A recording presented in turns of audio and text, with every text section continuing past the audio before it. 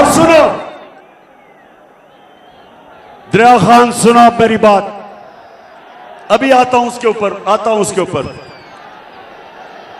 दरिया खान, एक मेरी बात सुनो।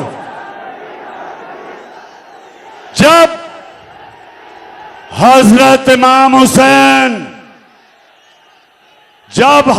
इमाम हुसैन खड़े हुए यजीद के खिलाफ, सुने, जब हजरत इमाम हुसैन खड़े हुए यजीद की फौज के सामने, तो कूफा के लोगों को पता था कि हजरत इमाम हुसैन राय हक पे खड़े हैं, उनको पता था।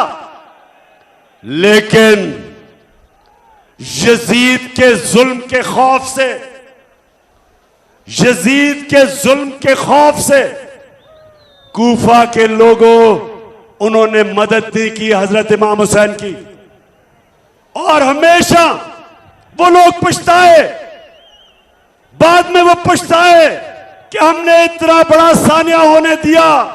खौफ के ऊपर, खौफ की वजह से हमने इतना बड़ा मुसलमानों की तारीख में जुल्म होने दिया, बड़ा पछताए। तो हर दौर